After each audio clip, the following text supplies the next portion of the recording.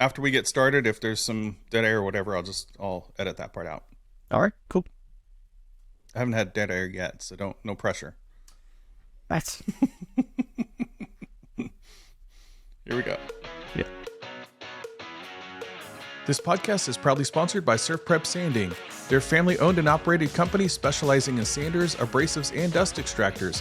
I've been using Surf Prep now for years and have come to know the amazing people behind their brand. I love their 6-inch random orbital sander and the 3x4 sander the best, and they have helped me level up my sanding to get a great finish for my projects. Use code MAKERLOUNGE, all one word, at surfprepsanding.com for 10% off your order. I also want to say thank you to StickerBeat for providing this podcast with some awesome stickers. These stickers have a tab, so it makes it super easy to peel and stick.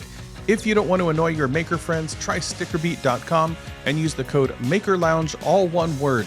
You can find these stickers and some great merch by visiting our store at makerloungepodcast.com. We have 5 new patrons this week. We've got Tony with Kodama Design and Nick Poole with Dylan Furniture, who signed up to be Rockstar patrons, our top tier. We've also got Meri, Faria, Eric with Overall Makerworks, and Ann Stone. If you want to be part of the Patreon community for the Maker Lounge podcast, head over to patreon.com/makerloungepodcast. And we have a Discord channel that when you sign up to be a Patreon member, you can join our Discord channel and join our chat community. So head over to that Patreon page and join us right now. Now let's get to today's episode. Welcome to the Lounge. I'm Matt with Bolton Woodworking and your host of the Maker Lounge podcast, where every Friday we have a rotating group of makers hanging out and talking shop with each other. He stands about 12 Titebond jugs tall with an occasional, almost seasonal mustache. You may have passed his face on display at your local Rockler and not even known it. He used to be micro, but dropped the micro to focus on his own jig. If you don't get that joke, then just stay tuned. I don't even get it. In his words, if it ain't weird, it ain't on brand. With the last name so difficult to pronounce, he shortened it to Hop. Morgan Hop is in the lounge. Hey, how's it going? Good. So you didn't get the micro joke? I wasn't I didn't know any of what you were going to say in the intro, and I wasn't prepared for any. All that was just pure gold. Pure gold. Yes, my last name is extremely difficult to pronounce. So yeah. How do you say it exactly? Hoppensperger. Oh, that's easy. Yeah, it's like 4 syllables, Worcestershire. but there's so many letters, it just makes it impossible to really understand. So in class growing up, did you go by Hop or did you do the whole thing? Like, when did you shorten it? I mean, just for like social media accounts, just for like Okay. when I like have Instagram or TikTok or whatever. I just made it Hop because like I wanted to go by my name, but obviously the whole name would be ridiculous. So I get Voltron, I get Voldemort, I get all kinds of different things. yeah, I mean, so what do you get? 1, 2, 3, 4, 5, 6, 7. 7 letters, 2 syllables. That ain't so bad. I got 13 Right. letters, 4 syllables. It's a bit much. Yeah, you win. There's my bell for you win. There you go. So, what have you been up to? Oh, man. It's been an insane year. Yeah. So I think it's, what are we coming up on? End of March. So on April 11th, in about 2 weeks, will mark the 1-year anniversary of my departure from Microjig. And so It's been that fast? Seems like yesterday. yeah, it does. I mean, just it's been a crazy year. A lot has happened in this year. So I guess we'll get into that in the episode, I guess. Yeah, definitely. So hang on to hear all that stuff. What I like to do is I like to talk to guests about kind of like past, present, future. Yeah. Right. So like, how did you get started in this whole maker space, woodworking space? So I had a, I guess where to start? I guess I'll start with like kind of how I got interested in woodworking to begin with. Yeah. So I was it was like 2000. Well, I was in a band. I was in a band. We started in like 2007. What'd you play? Guitar. Okay. And so we were in college together. We lived in South Florida, and then when we all graduated, we decided we'd all move up here to Orlando together and live in a house and write an album. And that's kind of what we did. So that's the dream. Yeah, living the dream. You know, the right after college dream, where you're like, I don't care about making a living or insurance. You will just live in a house together and play music. Yeah, for the rest of my life. Yeah, pretty much. So, anyway, so we did that, and we just, for fun, because like we're all really good friends, still really good friends, but just for fun, we decided that we would play a house gig, at a local bar here in Orlando, playing 80s covers, just kind of like doing our own take on 80s covers, and it's the one bar in Orlando, probably in all of Central Florida, that's underground. So there's just a narrow staircase that you have to take downstairs to this smoky bar, this horrible ventilation. But I had this amp there, or this speaker cabinet that had 4 12-inch speakers in it. Thing weighed like 150 pounds, and I would have to carry it, and week after week down this narrow staircase. And I was like, so I started shopping for a smaller amp or a smaller speaker cabinet, and being a musician, obviously I had no money. So I was like, I should try to make one myself. Yeah. And so I had no tools. I had no woodworking background at all. I was like, how hard could it be? I see people do stuff, make stuff for their cars all the time. And so I made my first speaker cabinet, and it came out terrible. And then the next one came plywood, or what was it made out of? So I tried doing it in plywood, but I wanted it to look like, I don't know. I wanted it to look like nice, like fancy, like if I can have it on stage, it'll perform well, but like I can also have it in my house because again, no money, small house. Any of my music equipment was just out in the open, so I was like, I wanted to look kind of nice. Yeah, walnut stain, fix that right up. Oh yeah. Yeah, big box store birch ply with special walnut stain for Minwax. That was my jam for a little bit.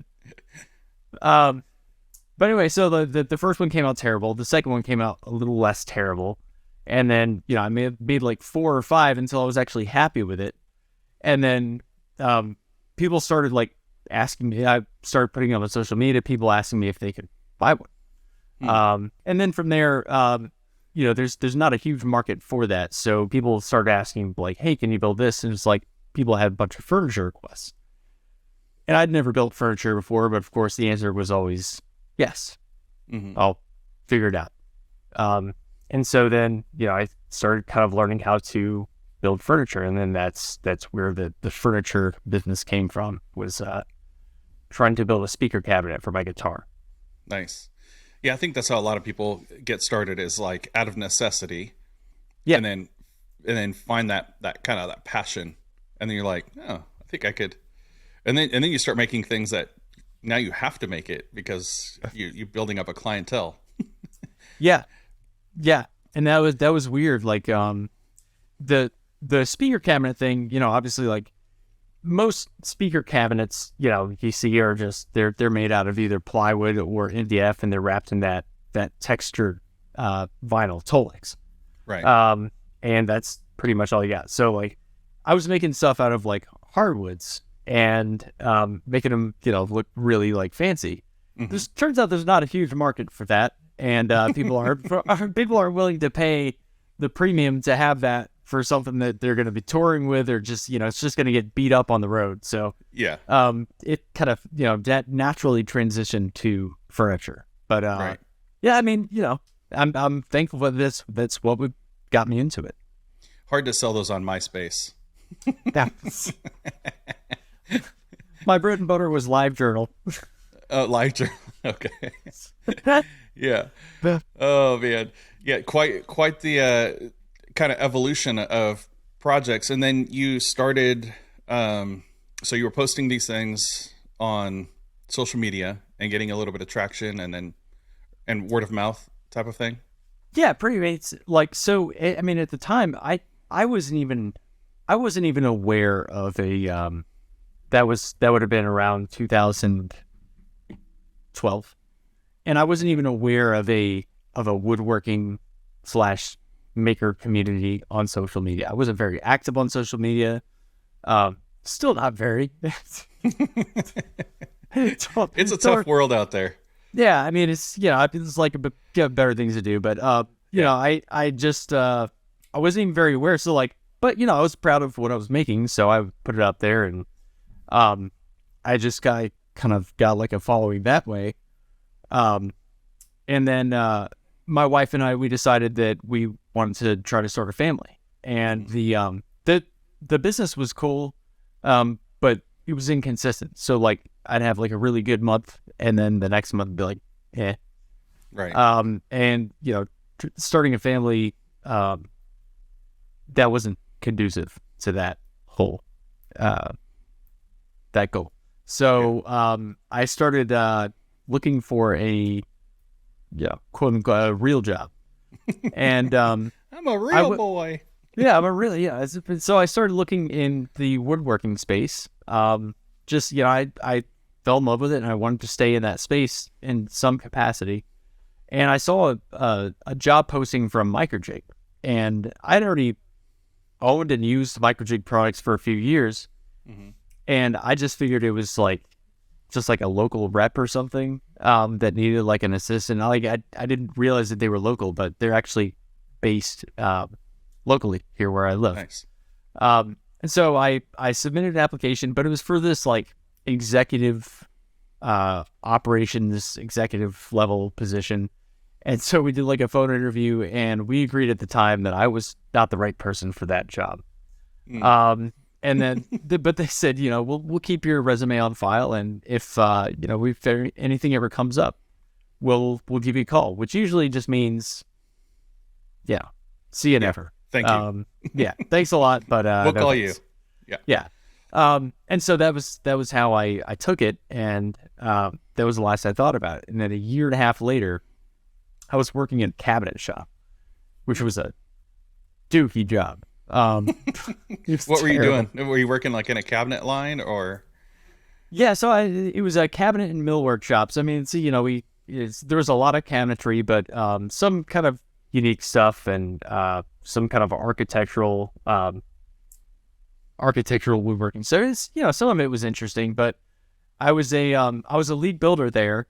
There was a shop of like 30 guys. Some of those guys been there for like 15 years, and I come in as like just a nobody, just like an apprentice.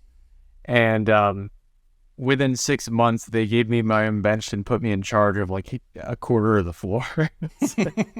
And they were so mad, they hated me. Who's this kid taking over all our work? Exactly. It's like, it's just that they were really mad. But anyway, so there was this like sort of a hostile environment there, just because of how all that happened. But anyway, so I get a call a year and a half later while I'm working at this cabinet shop from Microjig, and they're like, "Hey, we've had your resume on file. We want to create a position for you specifically, if you are available, just doing whatever it is that you do." We don't know what you want. We don't know what we want, but we want you to do it. Yeah, pretty much. It's like, I had a background in video and woodworking, and they're like, perfect. Yeah. So they're like, if you're available, we'll just create a position for you. I'm like, okay. So and you got to pick your own title, right? Yeah. So, so we Am I jumping ahead? No, it's fine. So we had an internal communications software that everybody had like a profile. It was almost like a social media platform. You had your profile, your little bio description. But mine, I didn't have a job title. Like, they hired me. They're just like, well, we don't really know what to call it. I didn't either. And so when I made my profile on there, I just put wood sourcer. And that stuck for some reason. Yeah. So like I would write, shoot, and edit all the videos, and I did everything except for like the final like graphics, like the motion graphics or titles or anything like that. There's somebody else that did that. And so when I passed it off to him, he put wood sorcerer in there as like my, in text. And it just because he looked it up on LinkedIn and saw that was your title. And it just kind of stuck from there. I'm like, okay, that was kind of meant to be an internal joke, but all right. Yeah. So yeah, you became the official wood sorcerer. Yeah. And you didn't have to do all the lame stuff, which is the graphics. That stuff takes forever to do. Yeah, I'm not good at it, and it's, I don't know. I feel like there are people who are way better at it and enjoy doing it. So why would I do it? Right. Which I guess, and we'll get to your YouTube stuff here in a little bit, but I guess that plays a little bit into your how you don't like the arrows and things like that, in the graphics. But yeah, let's talk about YouTube in a few minutes. Yeah, we'll get to that. I've got all kinds of things to say about just content in general. You've got a specific style for sure, and I'll make sure to link all of your social media platforms. You got Instagram, TikTok, and YouTube, all at Morgan Hop. So I'll put all that in the show notes as well. Awesome. So you went to you did this for and your title of wood sorcerer for how long? For almost 5 years. I was at Microjig from August of 2017 until just about April of last year. Yeah. And what were you able to do? I mean, did they just, I know you initially came into the job and they said, hey, whatever you do it, and just put the name out there. Were you in some of the design stuff? Were you more just like they gave you a product and said, make something fun about this? So actually my official title after kind of, I was like, I can't, nobody's going to take me seriously. It's like, no. I have to have an actual, legitimate sounding thing. Yeah. And so my official title after a little bit became creative director. I was the creative director. Basically, the way that the brand was conceptualized and communicated across various mediums like video, in design and packaging on web. I did all the photography, copywriting, and video for basically everything public facing. So, and that's it's a pretty big responsibility because it's all brand. It's you have to have a cohesive brand identity across all mediums, and that was my responsibility. Was like, how do we present ourselves to the public? So you were doing this so they basically they give you a product and say, hey, we want to put out some content. We want to do YouTube, Instagram, Facebook, all that kind of stuff. So you're trying to tailor to these different platforms, I guess, the content.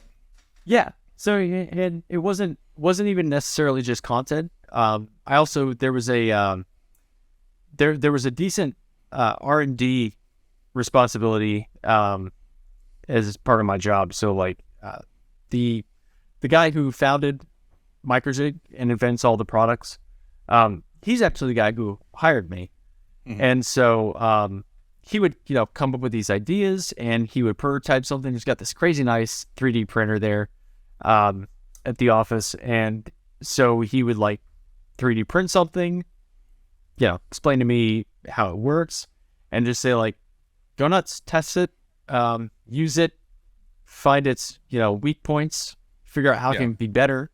And so I worked with him in helping refine the designs of pretty much a lot of the products that came out in the last 5 years. Yeah. Because before that, they had started with more of just the push block type thing, right? That's how the company was initially based on. Yeah. So the gripper was the flagship product. That was what started Microjig, and that was the bread and butter. I'd say over half, maybe not over, but around half of all of our sales were grippers. How has that changed over the last number of years? Like, is that still kind of the main product? Well, I would say probably, I don't know. So I haven't been there for almost a year, but when I left, grippers were still probably a lion's share of the business that Microjig did. The MassFit line, the clamps and the hardware, they're really catching up to the gripper in terms of like the percentage of the business that Microjig does. So it will probably take over at some point, probably not in the too distant future. Yeah. Because it's just such a cool system. But also the patent on the gripper. So the gripper had a utility patent, and utility patents last for 20 years. Basically, nobody can make a copy of it if it's patented in the U.S. Can happen elsewhere in the world if you don't have a patent for it there. Nobody cares. But it's at least protected in the United States. And in August of last year, the patent for the gripper expired. So pretty much anybody can make an exact replica of it and call it whatever they want. So I would imagine that will affect the sales of the gripper. But fortunately, the MatchFit system, they keep coming up with cool stuff for it, and it's it's getting widely adopted. So that's kind of the succession plan, if you will. Right. Yeah, I mean, there's tons of integrations that you can use that system on, from CNCs and workbenches and things like that. It's very adaptable. Yeah. So in your time working there, you're still doing woodworking on the side? I honestly didn't really have time to do my own thing. So like when I started, I was kind of in the middle, closer toward the tail end of a big woodworking project, that I would leave work and then I would drive an hour and a half to finish that job, maybe 2 or 3 days a week, for a couple months. And then once I finished that, I was like, okay, that's it. I'm done. I don't want a side hustle. So I dissolved my furniture business and just focus on Microjig. Because that was all I had time for. In your last couple years there, you had COVID hit, and so you had to make content from your tiny shed. Yeah. Which kind of great segue, by the way, Matt. Yeah. Yeah. I work hard on those. Yeah. Yeah. Were you practicing that at night? How can you? Right. Yes. I couldn't fall asleep last night. I haven't slept in 36 hours for that one segue. Yeah. So, when COVID hit, Microjig has a shop that is attached to its office, and that's where I worked every day and shot all the videos and did all my work. And then when COVID hit and everybody started working remotely, we shut down the office, as any responsible business would. But all I had at home was just this little 10x10 plastic garden shed, which is only suitable for storage and nothing else. But all my tools that I had in my the previous shop was just, the last house that I rented had a garage, were just shoved in there and just rusting and getting just in terrible shape.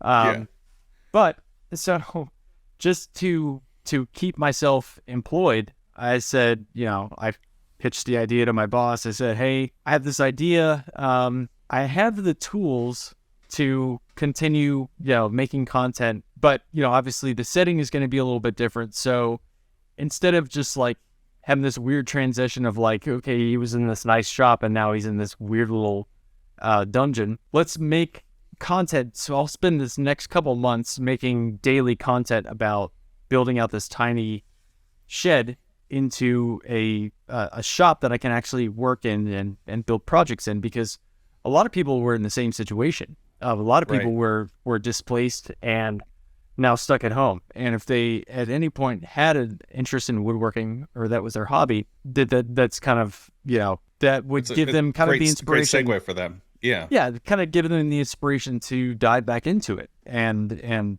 kind of empower people and say, like, hey, no matter what kind of space you have, you can still do what you want to do. Right. And so here's what I'm doing. And so, I learned a lot about space planning and kind of squeezing the most out of a tiny space and packing as many tools as you can into it.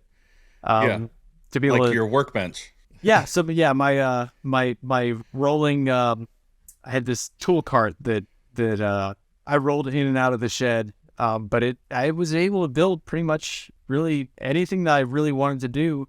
Yeah, aside from like big furniture projects, I could build small projects, but it had everything that I needed. Right. Yeah, I mean, you built it specifically to go in and out of that door, and it was, I mean, how wide is that door? 5 feet, something like that? The whole thing was 10 foot wide and is about. So I want to say that the opening of the door was like somewhere between 5 and 6 feet. So the whole cart, like just the top surface area, is pretty much the whole footprint, was like 6 wide by 8 long. Yeah. And it's basically there was great no cart. It was cool. I mean, yeah, you had everything kind of built into it. Some of the cool features that you put into that were, like your dust port for sanding and things like that, with the magnetic top or plastic, piece that went over it and stuff, that I've now seen other people replicate in some of their workstations and stuff. Did you pick up a lot of your design from your time at Microjig, or was that something that you had already had a passion or knowledge for, like with CAD and stuff like that?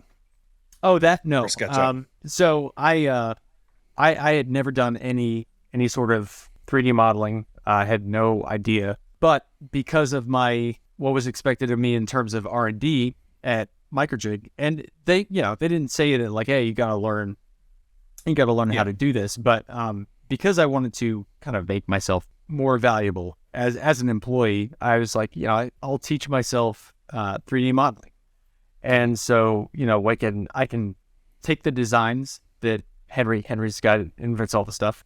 I can play around with those designs, make little tweaks, and I bought my own 3D printer so that I could change the design, print it, test it, and before ever, coming back to him and saying like, hey, I made this change. Here's why I think it's this will work better. So yeah, that was all just kind of extracurricular. Yeah, learning how to do that to make myself more valuable. So you picked up the CAD software, or the SketchUp, right? I think is what you primarily use, SketchUp. No, actually, I don't know how to use SketchUp at all. Oh, really? Like what's your? I use Shaper 3D. The one that Shaper 3D. Okay. The one that people use the iPad. Yeah. Somebody uses an iPad and an Apple Pencil, and it's the only. I've messed around with Fusion 360 a little bit, but that's pretty much the only modeling software that I know how to use. It's super, super good. And I've actually done I've worked with their development team. They had their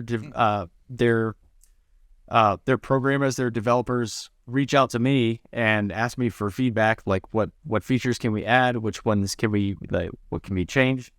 So I've had like Zoom meetings with their development team, and then they actually had their marketing team do an interview with me. So I like a marketing interview with Shaper 3D on their YouTube channel. Nice. So you started doing the stuff from home. I'm trying to figure out when the desire to launch your own stuff happened. Yeah, I mean, I think. And you let me know if I'm stepping on dangerous territory. Who cares? I mean, honestly, who cares? Yeah. No, I mean, I think not this past one just from a few weeks ago, but the Workbench Con 2022, right? Yep. 2022. I'd been working, with MicroJig. I was working a lot with the influencers and content creators that we would send product out to, and they would make content about it. And I really formed some like meaningful relationships with a lot of the content creators in the woodworking community. Right. And so when I went to WorkbenchCon 2022, a lot of the feedback that I got from a lot of people was just like, why aren't you just doing this? Like, why are you only working for one brand?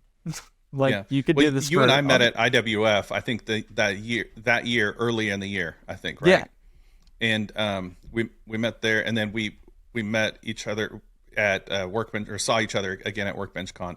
And I think you weren't at that time. You were still working for MicroJig, I think, or just getting ready to end it, and you were not representing MicroJig, and so you were just kind of you seemed like, oh gosh, what am I doing? Like, I'm supposed to be working. Oh no, I didn't have that feeling at all. So that was one of the nice things about MicroJig was they did have in the budget every year for every employee. There was a budget for personal and professional development. So like if you wanted to go to a trade show or some, basically, that's like the perfect definition is something like WorkbenchCon. Okay, cool. Is it, there was a budget that would allow me to go to that, and I wasn't necessarily working, but that was a cool thing they did, and they did have some great benefits. That being one of them, but. It ended up being the straw that broke the camel's back of my leaving, but they might rethink that. So, so you were there and you were talking to all these content creators and they were talking to your ear and saying, "Hey, you're great on camera. You should." Yeah, and I kind of it's not like I was had just total and complete employee satisfaction when I got there, and then people just changed my mind. I had already kind of had, it was one foot out the door and the other on the banana peel. So was there not a your needs were not or your desires were not being fulfilled there, or were you being, and again, tell me if I'm pressing too hard. That's all right. Was it a matter of you had ideas that weren't being heard? What was the big thing? Well, so there were a couple.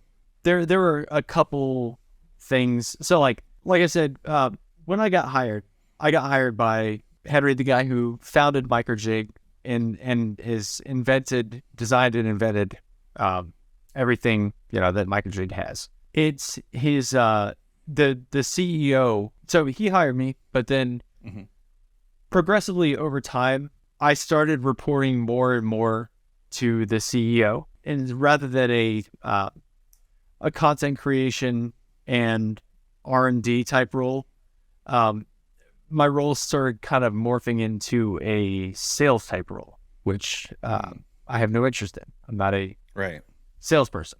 I never considered myself a marketing person. Being able to have a product and speak intelligently about its benefits and stuff, I guess you could consider that marketing. Yeah. But so my role kind of started to morph into more of a sales type role, which I wasn't about. And so when I kind of came to this realization, and I talked to the CEO and I said, "Hey, here's what I was expecting when I came into this, and here's what it's morphed into. Now, if that's what you need me to do, fine. That's my job now. But if I'm going to work as a salesperson, I need to be compensated as a salesperson." Yeah. Commissions and things like that. Right. And so, I was pretty diligent about tracking everything from, the time that I started, month after month, quarter after quarter, year after year, the growth of the things that I was directly responsible for, which the main one being direct to consumer, just sales to the website. It's like they sell to all sorts of retailers, Amazon, all that, but sales that people buy directly through Microjig's website. That was kind of like like my baby. And so from in the 5 years or the not quite 5 years that I'd been there, direct consumer sales through the website had grown about 1,200%. Oh my gosh. Yeah. Yeah. And it can't be, I wouldn't attribute it entirely to, the content that we put out to, to drive traffic to the website and to make those sales. Right. But, a lot of it I would attribute to that. Yeah. And so, guys, I pitched a few different, ways that we could approach, compensating me appropriately for that. And that all got shut down. And as it was kind of we kind of had like a come to Jesus talk, and rather than saying, like we want to, we don't want to lose you, we want to keep you, what can we do to do that? The conversation kind of shifted to, well, I'm just being a baby, and I should be grateful. And so it was at that dinner that I just put in my notice. I was like, okay, you guys just don't get it. Wow. So was your wife in the loop before that conversation? Or was that one of those awkward conversations? Hey, honey, guess what happened at dinner tonight? No, it was it had been discussed at length, and she kind of knew that I was pretty much over it. I had planned to do it later. Like my whole plan was to actually, the shop that I'm in, the shop that I ended up getting and started working in, I wanted to have that done, built, set up, and to kind of start getting some traction before I left. But that conversation was just so infuriating that I just did it right then and there. So yeah, I wouldn't say it was the wrong move. I'd say I made the right move at the wrong time. That's a good way to look at it. So I imagine a lot of the sales are going through Amazon, but for a website, in most companies, that's where their bread and butter is on Amazon. And for you to have growth on your own website of 1,200% is unbelievable. That does speak to the communication that you were probably having. I know you and I had talked about it. I became an affiliate of Microjig at that time, and when you were there, and so I know that those conversations were happening because you were my entry point into Microjig for an affiliate. So I'm sure I'm one of thousands of those conversations. No, so like when I headed up the affiliate program.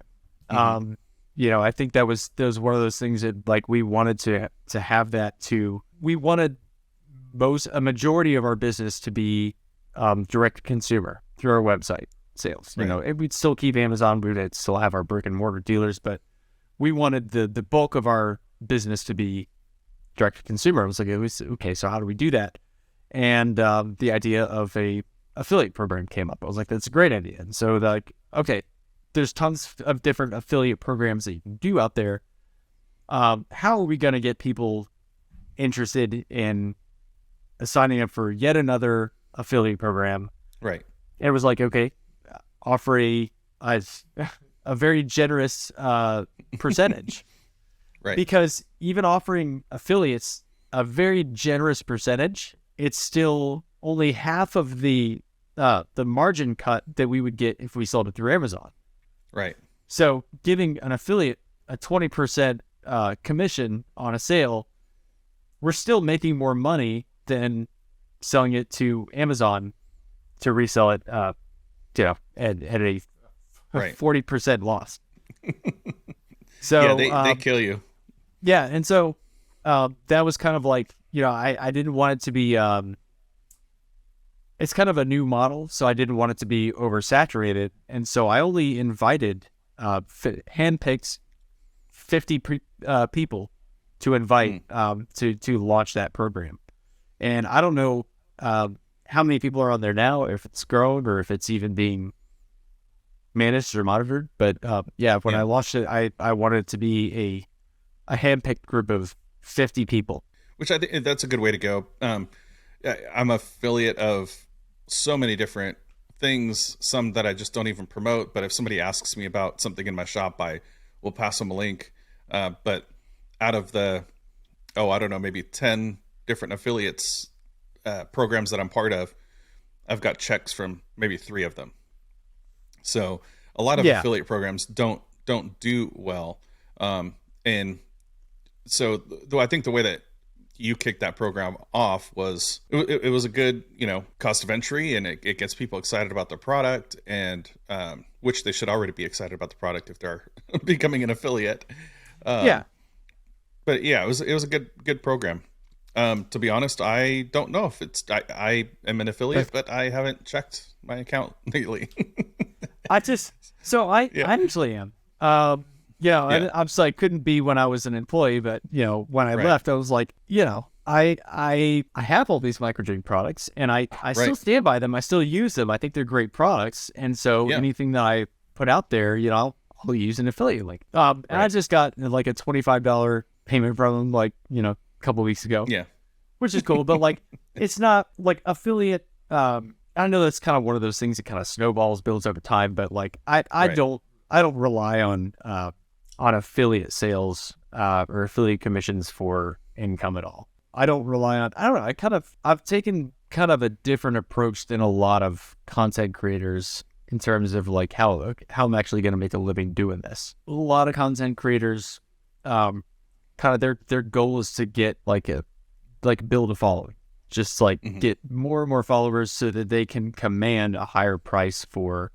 their endorsement, for their for the content where they're endorsing stuff.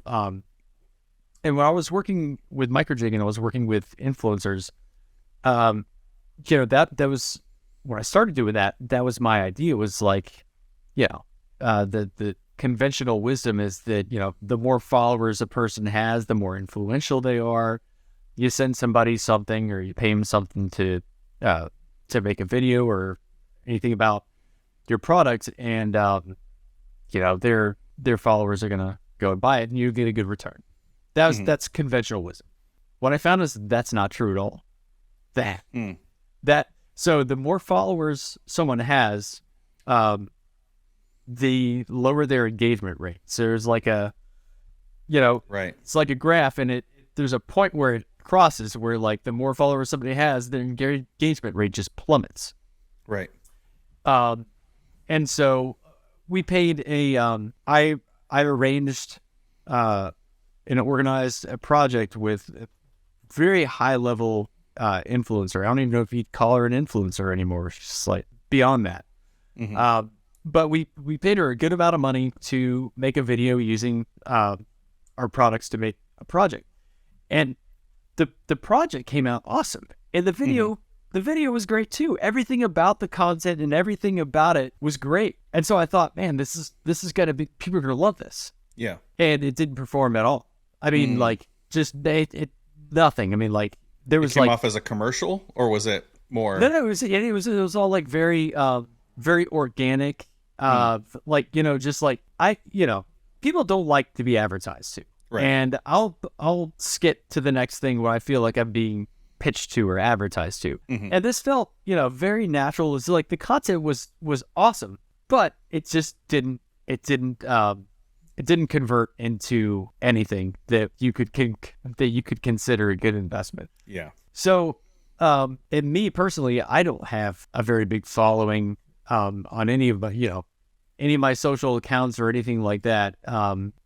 So I can't approach a brand and say, hey, pay me this amount of money to make a video about your product, and all my followers are just going to be so moved by my message that they're going to flock to your website and buy the product. Right. That's not going to happen. I know that's not going to happen. So the way that I've approached it is basically just, I will approach your brand and say like, hey, here's what I do. I make compelling marketing content that I'm not going to ask you to trust that me putting it on my channels is going to be productive for you at all. So you pay me to make a video for you that you own completely. It's distributed on your channels, and that it'll be your marketing content. So, and I can show objectively, here's how this has worked out for other brands in the past, right. And that seemed to work for me a lot better. So it's almost like hiring a plumber or an electrician. You hire me for a service. This is what I'm going to give you. Here's the deliverables. Here's what it costs. And there's no uncertainty of like, well, he's got this many followers, and based on the reach and the engagement, we expect this percentage of people to make a purchase. There's none of that. So people feel a lot better with that type of arrangement. Yeah. I want to talk a little bit more in the after show about moving from being on the backside of the company, literally and figuratively, to doing your own individual brand, and how you're planning on leveraging that, kind of going forward. So if you're cool to talk about that in the after show, sure. If you want to listen to that after show, you can sign up at patreon.com/MakerLounge podcast. But one thing I want to talk about is kind of your thing, what you're doing going forward. So you've since launching on your own, doing your own thing, building up your own massive shop, doing a YouTube series kind of on massive for a Caterpillar, maybe. Well, it's massive compared to what you were in, right? So it's all relative. Yeah. But yeah, you've done a lot of again, more design consideration and trying to maximize your space, putting things underneath the workbench and all that kind of stuff. But then you started doing some additional partnerships. Now that you are open to work, you changed your LinkedIn profile, open to work, open to take sponsorships and brand deals. So now you're doing a couple other different things. You want to talk about that? Yeah. So I'm primarily working with Onefinity.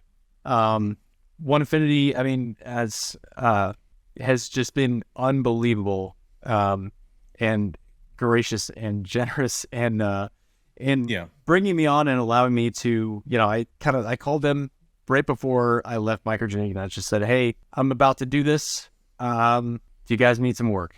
And they said, absolutely. Right. And so, for the listener, the Onefinity is a CNC manufacturer company. So so that's the weird thing is, I'm so close to it. Like it didn't even occur to me that I had to introduce who that was. No, that's okay. Yeah, and a lot of people know who it is, but just for the casual listener, a CNC woodworking tool that is a computer generated tool that you put a program in, and if you don't know what a CNC is, I'll go ahead and leave Morgan's information below, and so you can check out his content. So didn't mean to cut you off, just wanted to fill in that gap. Yeah, no, and so the funny thing is, like, I said, I'm about to leave. Do you guys need some work? And they're like, yeah, absolutely. So we'll send you a machine. I said, hold off on that. I don't have a shop. Can this machine build a shop? I have nowhere to put this thing or run it, so I'm not going to be able to actually. And they're like, okay, and so they held off, and then it took months for me to actually, when my shop was delivered, it's just a prefabricated building. It's basically a shed, just open set of walls. And so it took me months to actually build it out to where it was actually suitable to film content in. And so, they once I got it all up to snuff, they sent me a machine. I started working for them. And then also have I formed some relationships with some people from Craig when I was at Microjig. And so I've been doing some freelance work for them as well. we've got a couple of product launches coming up that I'm doing videos for, and we're going to be working on they have a Learn series that's on their website. It's all just, plans, kind of like deep dive, in-depth instructional stuff. So between Craig and Onefinity, I've got a full boat. Yeah. You've been busy. I noticed about 6 months ago was your last YouTube upload. So you've when you see something like that, you're like, okay, this dude's been hard at work. Not to say that when you're producing YouTube content you're not working, because that is a whole nother topic. Well, so here's it's, I am producing video content for YouTube just for other brands that are paying me. It's like, right, if I've got limited time in the day, I would love to make more stuff for my own channel, but I can't count on that being productive in terms of income. Right. If I've got limited time in the day, I'm going to be working on video content for brands' channels who are paying me to make it. Right. So I think I'm going to do so. And it's not that I wanted to or ever planned on YouTube being a source of income for me. Right. I really I created the channel just to document the process of from the ground up building of this shop out. Because I thought it would be a cool series to document. Yeah. So the last one that I did was about 6 months ago. Not much more.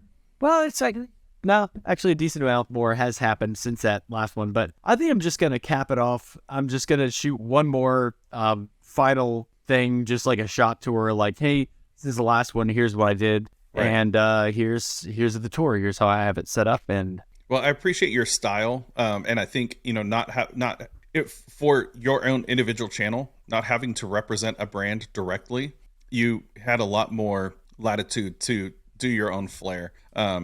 You certainly had that when you were at Microjig, and I understand that the leap then was, okay, I'm not getting essentially what I want out of Microjig anymore. Where can I go to get and do that kind of thing? That's not salesy. That is more content creation. That's more in your creative niche.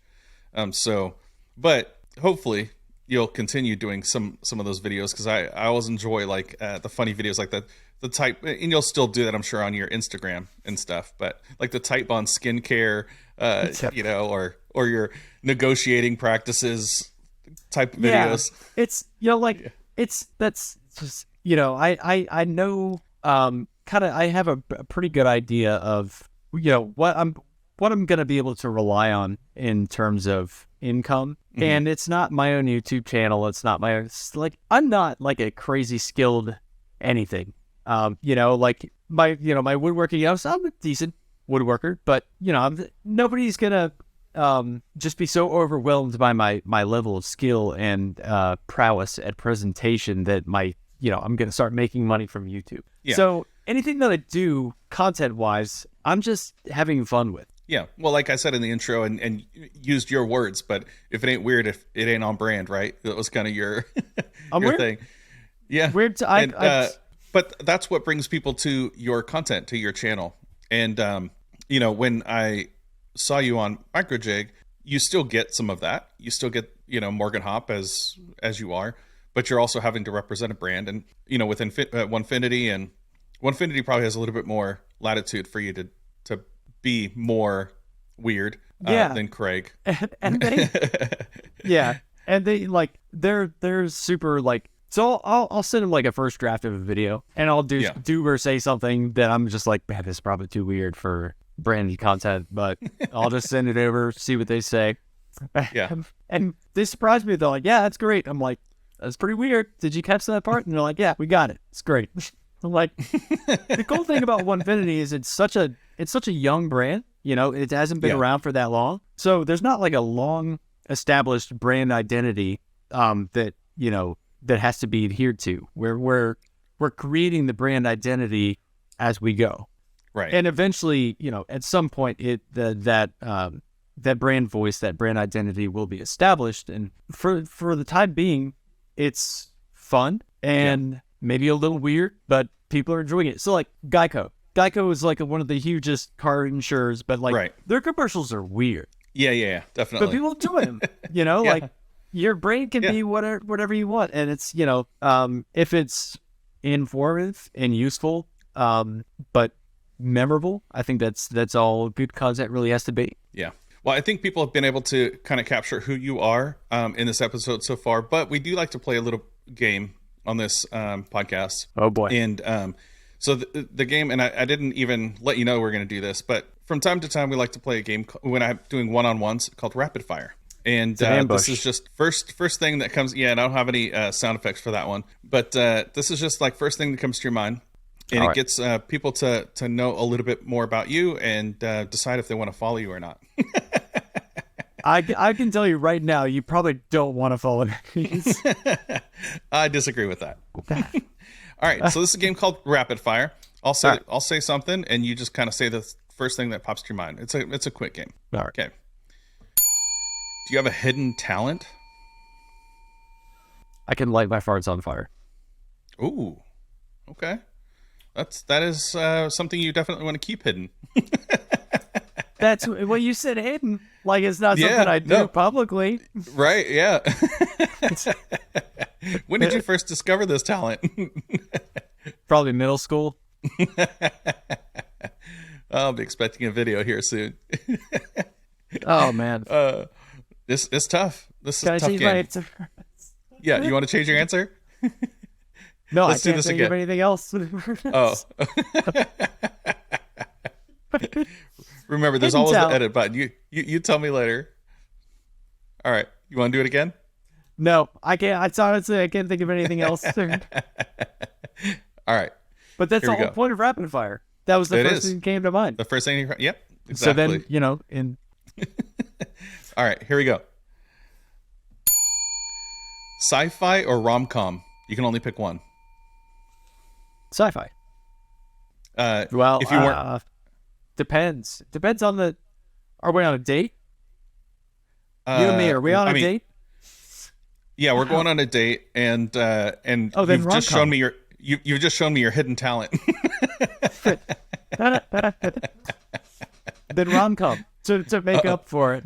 There you go. Okay, so on that theme, we're continuing this. This is getting weird. This is definitely weird. Yep. If it ain't weird, it ain't on brand, right? If it ain't weird, it ain't on brand. Okay. Weirdest pizza topping So we order a pizza. What's the weirdest topping that you would pick that you like? Uno's has a fantastic mashed potato pizza. Whoa. I've never heard of that. It's mashed potato. It's like a loaded baked potato pizza, and it's got mashed potatoes. It's crazy good. So, like, mashed potatoes is the pizza sauce? Yeah. Or there's still the pizza sauce and then mashed potatoes on top? But like pizza sauce is like, microns thick. Right. No, they put like a half-inch thick layer of mashed potatoes on there. You got a shepherd's pie on a Yeah, it's a lot like a shepherd's pie. Oh, wow. But, yeah, mashed potatoes. Well, it is after lunchtime. Now you're getting hungry. Yeah. All right. Do you still own any cassette tapes? No. No, can't say I do. My wife has one. Oh, yeah? Is it like a mixtape from when you were first dating? No, I burned her CDs like a gentleman. Oh, yeah. You're not a savage. Yeah. But does she have anything she can play it on? Yeah, so we do have strangely something that can play a cassette. So we live in Sanford, Florida, and just about 20 minutes north of here is a place called Casa Vega. And it's this weird little community of spiritual mediums, people who, claim to be fortune tellers and talk to the dead and all that stuff. And so, it's probably like 15 years ago, she went up there with a couple friends from work, and she got a reading. And they recorded it on a cassette tape. And that was she just kept it, she held on to it for a long time. And that would probably be the only cassette tape we have in the house. See, you're not going to hear this kind of stuff on any other podcast. I mean, this is... Because it's boring. Yeah. I'm super bored. I'm sorry you invited me on. I'm so bored. We'll move quickly on to the next question. All right. We've only got a couple more. Okay, you can only pick one, pine or MDF, if you had to use one for the rest of your woodworking career. MDF. Yeah. Yeah. It's, Pine is just, I can't think of anything good about it. yeah, it burns so great. difficult. Right. Good firewood. It burns great. It's real sappy, burns hot, but no, it's not a finished material. Like, I don't want pine to be the thing that people see on a project that I make. So I'm not going to use it for anything finished. So if I'm going to use it, it's going to be for utilitarian purposes. And why would I do that when I have MDF, which is stable, it stays flat, it's easy to work with. Yeah. MDF all the way. Nice. All right, 2 more. And you can do a hard pass on this one if you want to. Do you have a nickname besides Hop? Or did you have one in high school? I do, but you're going to have to edit this out. Okay. Let's talk about that in the after show. Okay. Next question. Last question. Since you're on TikTok, I'm not a big TikToker. But have you ever done a TikTok dance? No. And that's honestly the way that TikTok is, like, knowing what weird. Made TikTok popular and what makes people popular on TikTok is just dumb stuff like dances and just right. That's what prevented me from getting on TikTok for so long. It's just like, right. This is a platform for middle schoolers. Yeah. It seems so childish. The whole platform just seems childish to me. Yeah. Now there's some good stuff on there, and I've gotten kind of, I've gotten connected with the woodworking community on there, but it's a very small, obviously a very, very small group on TikTok. A majority of TikTok is just garbage. Yeah. Yeah, I tell people don't follow me on TikTok because it's just reposts of my Instagram content. And even that, I haven't posted much over there lately. Yeah, me basically the same thing. It's like, I'll put the same thing on Instagram and TikTok with different captions and see, like, an A/B test. See, it's, I don't know. The internet's weird. Internet is weird. It's your place. It's on brand. We're talking about, me and my wife were talking about last night. She's like, we're just talking about the internet. And she's like, the internet is where people can see you. Like, it's, I feel like that's the best way to put it. It's like, you can have a private life, you can go about your business, but, like, when you're on the internet, people can see you. Yeah. And it's up to you whether or not you're comfortable with that. Right. Yeah. Whether you can control the narrative or not. Exactly. Yeah. Well, Morgan, thanks for being here. Want to head over to the after show. So I will put your links in the description so anybody can follow you at Morgan Hop. And I want to say thank you to our patrons, top tier patrons. We've got Jimmy McAnally, Artigiano Serio, Wimm Design, Calvary Customs LLC, Cleancut Woodworking, Bailey Thompson, Dave Garcia, Broken Lead Woodworks, Starks Lagoon, Sawyer Design. So thank you to the top tier patrons and all of our patrons. Head over to patreon.com/MakerLaunchPodcast if you want to join us in the after show. And make sure that you check out our Discord. Once you sign up on Patreon, you will get a link for Patreon where we have an ongoing discussion. Thank you guys for watching. Thanks for listening. All right. Thank you.